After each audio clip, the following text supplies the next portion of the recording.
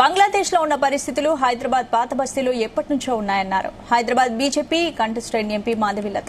ఇక పాత బస్తీలో ఎన్నో దీపం పెట్టని ఆలయాలు దయనీయ స్థితిలో ఉన్నాయన్నారు మాధవీలత. హైదరాబాద్ ఇందిరా పార్కులో తలపెట్టిన ప్రజాగ్రహ సభలో ఆమె పాల్గొన్నారు. హిందూ మహిళలు పరీక్షలకు పోతే తాలిబొట్టు తీయమంటారని, మరి బురకా ఎందుకు తీయమన్నారని ప్రశ్నిస్తున్న మాధవీలతతో రవితేజ ఫేస్ టు ఫేస్. నెలకొన్నటువంటి పరిస్థితులకు సంబంధించి తెలంగాణ వ్యాప్తంగా కూడా పెద్ద వ్యతిరేకత పెరుగుతోంది. మనతో బీజేపీ హైదరాబాద్ కంటెస్టెంట్ ఎంపీ ఉన్నారు. ఏంటి మళ్ళీ ఓల్డ్ సిటీ టాపిక్ తీసుకొచ్చారు? దొంగతనాలు అంటున్నారు, దోపిడీలు అంటున్నారు, డెకాయిలు అంటున్నారు, హ్యూమన్ ట్రాఫికింగ్ అంటున్నారు, అమ్మాయిలు డ్రగ్స్ అంటున్నారు. మళ్ళీ బంగ్లాదేశ్ ఇష్యూని తీసుకొచ్చి ఓల్డ్ సిటీలో కల్పిస్తున్నారు. బంగ్లాదేశ్ లో హిందువులు ఉన్నప్పుడు ఆ హిందువుల మీద అత్యాచారం చేసేవాళ్ళు జమాత్ వాళ్ళు అయినప్పుడు మరి మనం మాత్రం ఏం తక్కువ అనుభవిస్తున్నాం? ఇక్కడ మనం మాత్రం ఏం సమస్యలు తక్కువగా ఉన్నాయి? హిందూ డామినేటింగ్ ఉండే దేశంలో కూడా హిందువులే అత్యాచారాలు అనుభవిస్తున్నాం.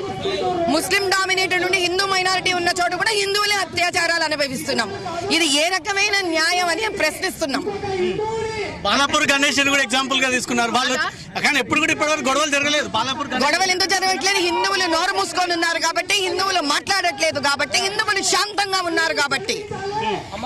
హిందువు పండుగ అయినటువంటి గణేష్ నిమజ్జనాన్ని చేసుకుంటూ నోరు మూసుకుంటూ సైలెంట్ గా వెళ్ళడానికి మనం భారతదేశంలో గణేష్ నిమజ్జన చేస్తున్నామా, పాకిస్తాన్ లో గణేష్ నిమజ్జన చేస్తున్నామా? ఎక్కడ చేస్తున్నాం? మన దేశంలో మన వినాయకుడిని తీసుకెళ్లడానికి మనం నోరు మూసుకుంటూ వెళ్ళడం ఏంటి? చేతైతే దమ్ముంటే వాళ్ళు అల్లరి చేయకుండా నోరు మూయించండి. ఇప్పుడు కూడా మీరు చేసుకుంటున్న సభకు పోలీసులు అనుమతి లేదు, వెళ్ళిపోండి అంటున్నారు. ఇప్పుడు కూడా అనుమతి ఇవ్వరా? హిందువులు బాధ వ్యక్తపరుస్తుంటే పర్మిషన్లు ఇవ్వరా?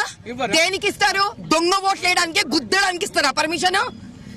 రిగ్గింగ్లు చేయడానికి పర్మిషన్లు ఇస్తారా? బోగస్ ఓటింగ్ పర్మిషన్లు ఇస్తారా? కడుపు చించుకుంటే కాళ్ళ మీద పడుతుంది. హిందువులు ఇంత అత్యాచారం అయ్యి బంగ్లాదేశ్ లో స్త్రీలు అత్యాచారంగా ఉంటే యువకులందరూ కలిసి ఒక మీటింగ్ పెట్టుకుంటారంటే పర్మిషన్ ఇవ్వరా? దేనికి ఇస్తారయ్యా ఇంకా పర్మిషన్? హైందవులందరినీ తగలబెడితే ఇస్తారా పర్మిషన్స్? మళ్ళీ ఏదో బుర్కా నకాబ్ అంటున్నారు. ఇప్పటికే జాతీయ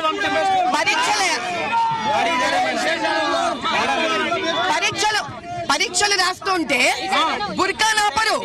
ఆడవాళ్ళ మెడలోంచి మంగళసూత్రాలు, కమ్మలు, మెట్టలు దిగిస్తారు. ఏం మాట్లాడాలయ్యా? ఇది అసలు హైందవుల దేశమా?